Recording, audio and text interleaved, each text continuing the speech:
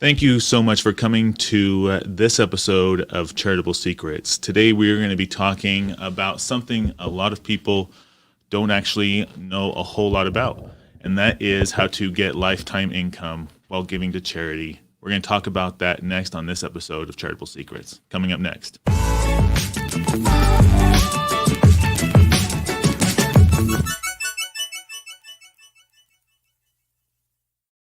Okay, so let's go ahead and talk a little bit about some charitable strategies here. Today we're going to be talking about lifetime income while giving to charity, and one of these strategies is actually called split interest gifting. Now, last week on Charitable Secrets, we talked about donor advised funds and setting up a family foundation. With these can actually work in part with your family foundation, whether it's a physical sponsorship or a donor advised fund. And it can play a huge part in your charitable plan. We're going to do a high-level overview of these split interest gifts, what kinds there are, and then each week we're going to dive into the details of each split interest gift strategy that can actually be an excellent part of your financial and legal plans and estate plans, actually. So split interest gifts are one of the best charitable strategies with the financial plan. And then, so if you don't have a financial advisor, I highly recommend that you get one. You don't necessarily have to be, a multimillionaire to have a financial planner. In fact, you should get one right away, no matter what your situation is, and talk with them.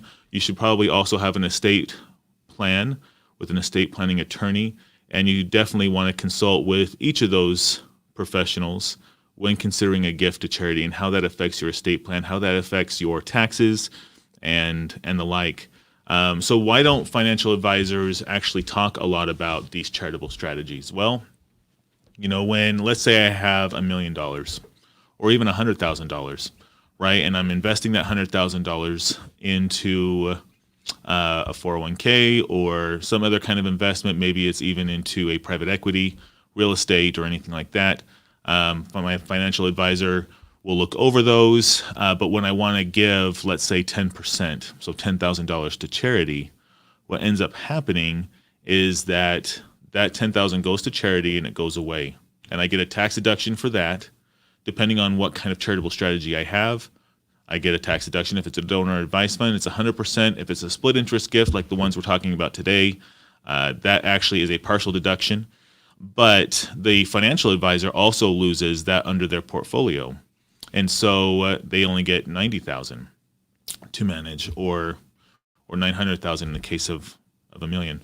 And so they either don't know about these strategies. A lot of financial advisors don't know about these strategies, or they don't want to lose that money in their portfolio. Now, financial advisors are fiduciary, and so that should not matter to them.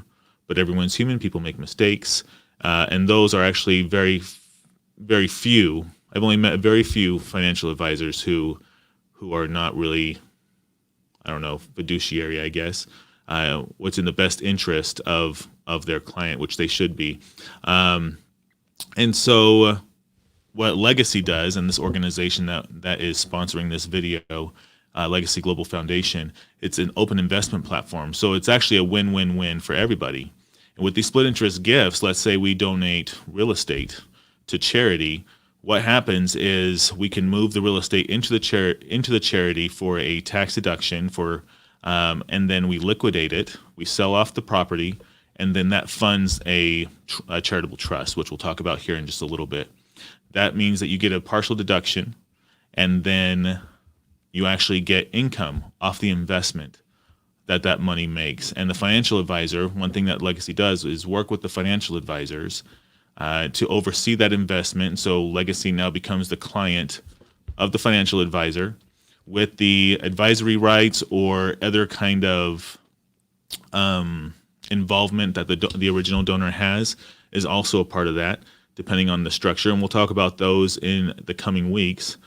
But now everybody is working together to increase that investment so that the donor gets a payout, either monthly, quarterly, or annually.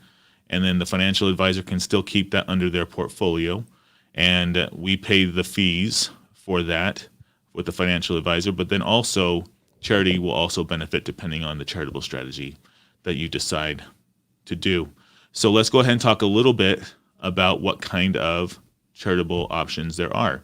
We'll go through these a little quickly because I don't want to be too long in the video, but just to kind of give you an idea of what these are, and so you can kind of maybe research them a little bit, but next week we're going to be going over these in detail. So the first one I want to talk about, which is very popular, is a charitable remainder unit trust, or what people usually call a CRT or a CRUT.